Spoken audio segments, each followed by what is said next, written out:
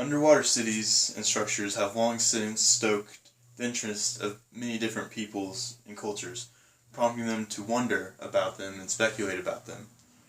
It still fascinates even modern day society with tales and stories of the, famous or infamous Atlantis, which was really the big start of underwater cities.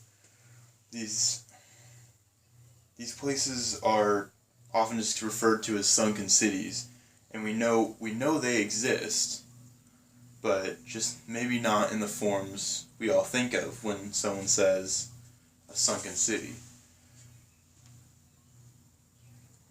What this can really mean for, well, especially archaeologists, is that these cities are just toppled on top of each other with the rubble often being the remains of the city.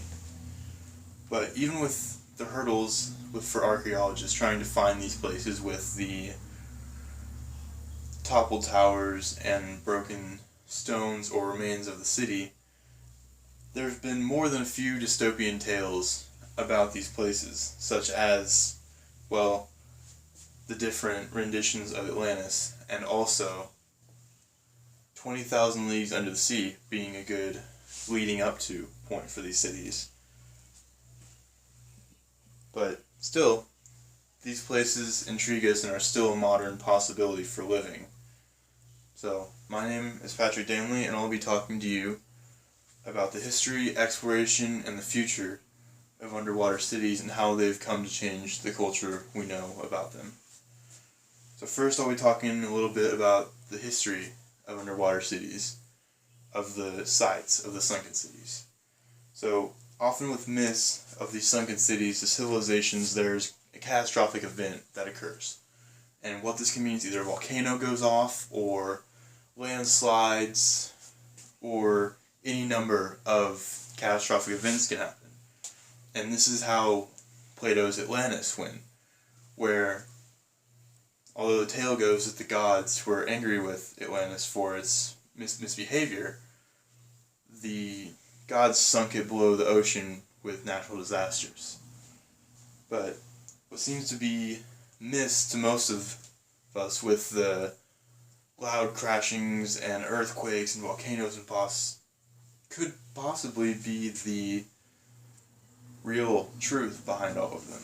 So as mentioned in an article by BBC, it states, the myths provide a window upon which those events can be recovered, retrieved, and even dated.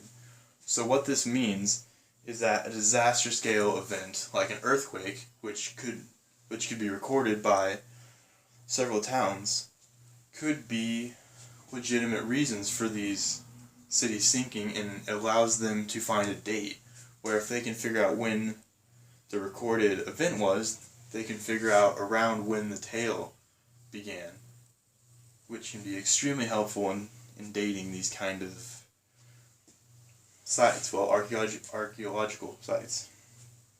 But often we only hear the tales of the cities, with most of them being based around Atlantis. But there are a few real sunken cities that are, well, they were real cities that fell below the water.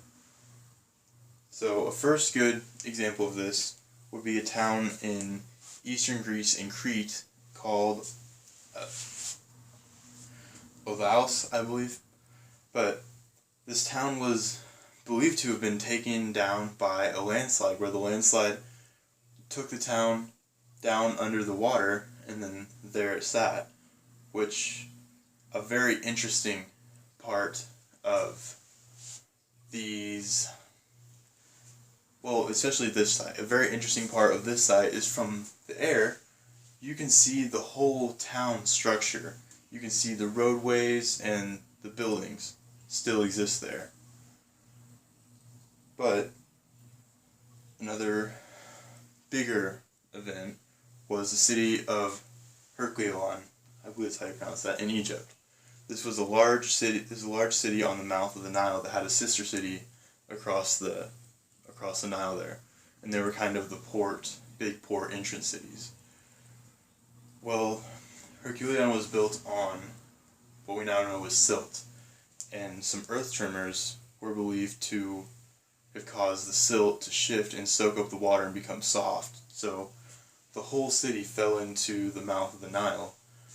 But when, in 1999, when the archaeologists found this city that had been pulled under the water, they had found full stone statues of the god Herculeon along with parts of its temple. So it was a very big find for them. But enough with the past, let's kind of look at where we are now with underwater civilizations. Like what's been done up to this day. So one of the biggest hurdles of creating a underwater civilization per se is you have to have a place to live under the water, because obviously it's not quite like the land where you can just walk around and be around because you can't breathe. So in the 1960s, a man by the name of Jacques-Yves Consu built the what were known as the Conshelf series of habitats. And what these were more or less experimental places for people to live while they would go underwater, where they would do tests and see how people would react to, well, living underwater. And he did a lot of research figuring out how to make these structures strong enough and whatnot to survive underwater. But an article by Interesting Engineering said that Consu's efforts to colonize the ocean laid the foundations for the future of underwater cities. So there was a real good start there in the 60s, but the interest more or less just faded out. But where we are today is, well, they found good success in those original conch shell style homes, and engineering firms have been innovating new, much larger scale places to live where thousands of people could live instead of 5 or 6. But a big problem with living underwater is, where do you get food? So one of the first things they can do is just ship down food, where things like grain, which take up a lot of area to grow, would have to be shipped. But what they can do is fish farms. We've already done it today, and with these you can, well, have almost an unlimited supply of food with very little energy, per se, into farming these, just because you're already in their natural habitat. But with this, you just have to be careful not to overfish or overpopulate, because you'll run out of food for them, as well as yourself at that point. But along with farming, there are some plants where if they're very dense growing plants, you could plant them within the city or colony itself, and with that you could help produce more oxygen, so it would take less energy and resources to produce oxygen for everyone to breathe. And then along with that, they also take in CO2, which would help the atmosphere situation even more. So, closing things out, the underwater civilizations from the past were more myths and stories and speculations, where now they're more of a reality and possibly even a future. So, thank you very much.